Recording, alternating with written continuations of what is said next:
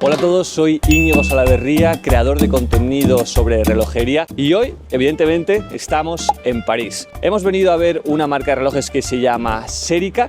Y es que anteriormente, también en una serie de vídeos, hemos ido a ver IWC y Jaeger LeCoultre, que os invito también a ver esos vídeos. Y hoy vamos a ver una marca que es un poco más accesible a todos nosotros, ya que se mueve en un rango de precios entre 800 y 2000 euros. Aparte de eso, es una marca con muchísima personalidad, que llevan 6 años en la industria relojera y estoy seguro que os va a encantar. Pero hace poco también fui a visitar a Blancpain, a Ginebra. Vimos el reloj más caro que jamás han hecho y también os recomiendo ver ese vídeo. Y darle like, suscribiros, todas esas cosas.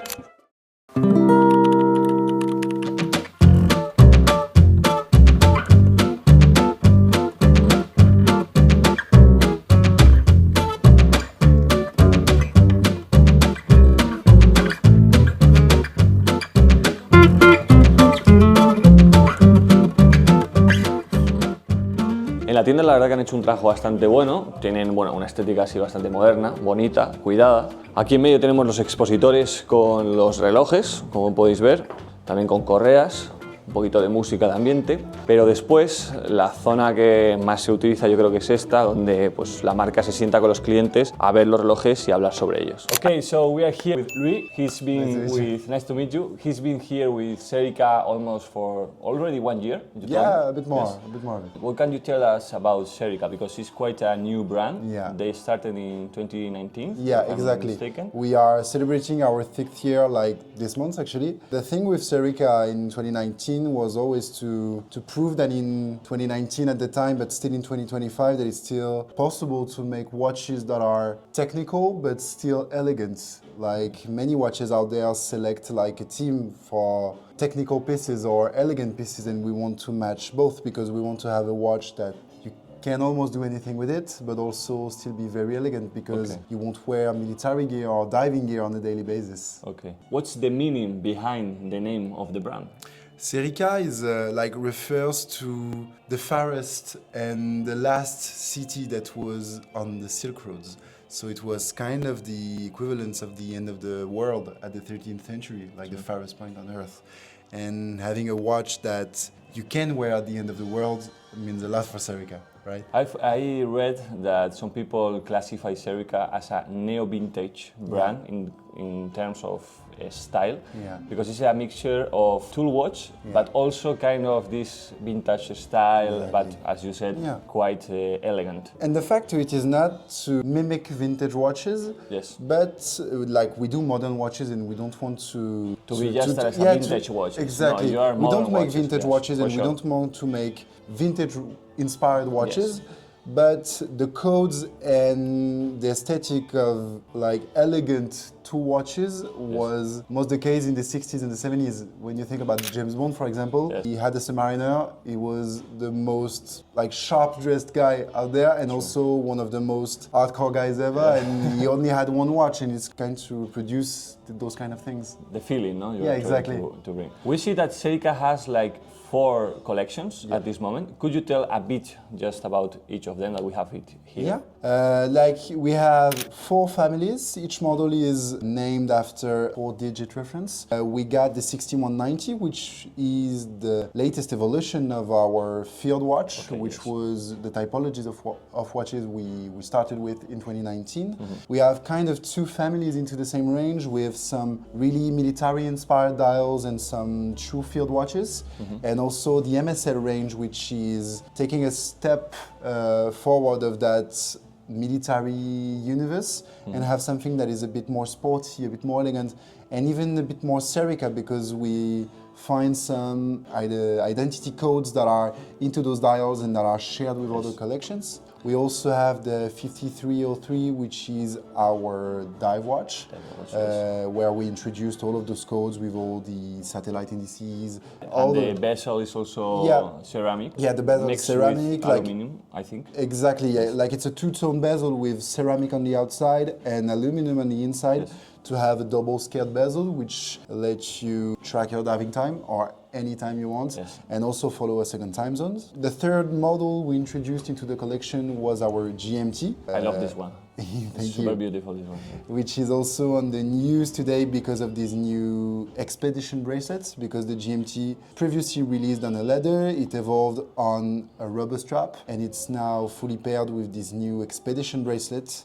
The last one, which we released last year, is the Parade, which is the dressier watch Yes. in the Serica range. It was like proving that we also can do things that are not sport watches, but still like respecting the same DNA and the same identity, because when we think about those watches, those are two watches that we made unique and elegant, and this is an elegant base that we made technical with those screws, with all the technical things we put with the case for it to be waterproof to 10 ATM, for it to fit the exact same automatic movement inside it, to still have a watch that is the perfect in between an elegant watch and a sport watch. Also, I would like to ask just the last question. Which one is your favorite one? I think like it depends on the periods, but the one that sticks with me the most is the blue 5303, that one, because I always, I always loved dive watches, and I really wanted to have something because I own this one and I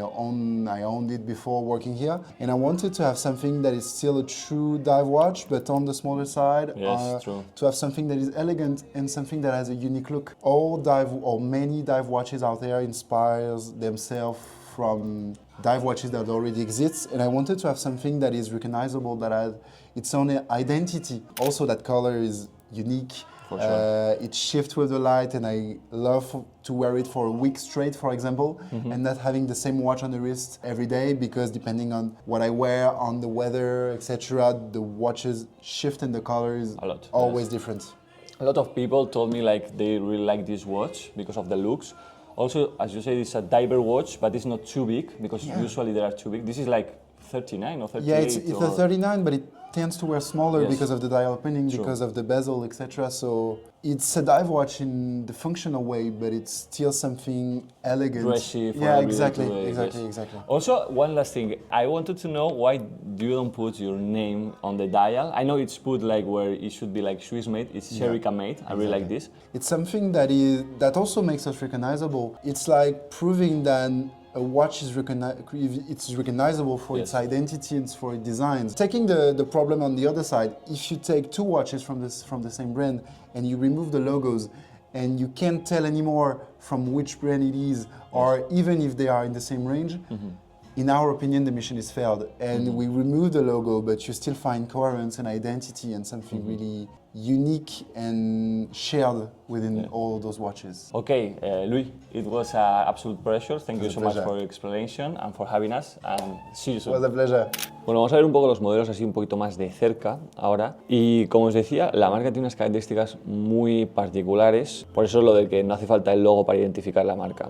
Por lo general tienen cajas de acero bastante pequeñas, entre 38,5 y 39, y por lo tanto quedan bastante bien en la mayoría de muñecas. Después, si os fijáis, las manecillas que tienen son estilo flecha, y después los índices también son bastante particulares la forma en que están puestos, ya que se repiten en diferentes colecciones. Este es el Field Watch, bastante característico porque tiene un dial California. Como veis, la parte de arriba son números romanos y la de abajo son números arábigos, y todos estos relojes, o la mayoría de ellos, tienen certificado COSC, porque además de llevar movimiento suizo, tienen el certificado, cosa que nos da garantías de una buena cronometría. Otro reloj que me gusta mucho es el 5303, que es un reloj que yo de hecho tengo de la marca. En este color azul también tengo que decir que me gusta bastante, además tiene un precio muy lógico de unos 1.500 euros. Y después algo también común es que las correas de la marca se repite bastante el patrón de poder ajustarla a casi cualquier muñeca. Puedes elegir correas más largas y más cortas, pero estas, por ejemplo, lo bueno que tienen son estilo malla milanesa, que se le llama, y entonces lo metes y lo pones a la altura que tú quieras. Entonces en todas las muñecas, como veis, se ajusta perfectamente.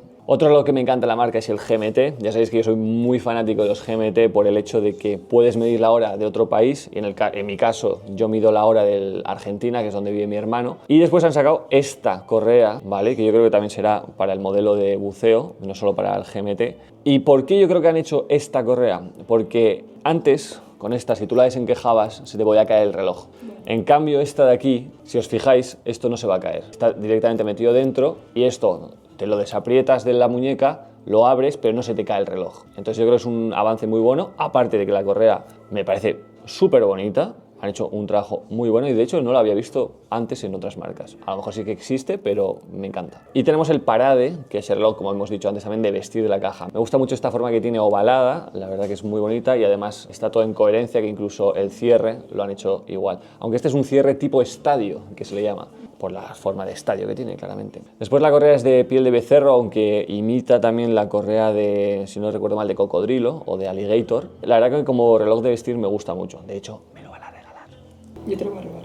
Sí, espera. Y lo que decía aquí mi novia que me está grabando es que ella me lo va a robar. Y es que es verdad que lo bueno de esta marca de relojes, que a mí me gusta bastante, es que es un reloj bastante unisex, que al no ser un tamaño muy grande, pues es un reloj que puede llevar tanto un hombre como una mujer, y de hecho en parejas, pues mi novia me lo roba constantemente, el Serica, y de hecho le queda súper bien. Entonces creo que eso también, pues no es tontería también comprarte relojes a veces que podáis utilizar los dos. Y bueno, el motivo también de estos vídeos los hago porque quiero animaros a todos vosotros que cada vez que vayáis a, bueno, a visitar algún país o bien en España mismo, no tengáis miedo a entrar a las boutiques, a conocer a la gente, a probaros los relojes, porque al fin y al cabo, desde mi punto de vista, es la mejor forma de ver si un reloj en el fondo te gusta, tocándolo, probándolo, viéndolo en directo, y no como todos estamos acostumbrados hoy en día a verlo todo por internet, ya que la película cambia muchísimo.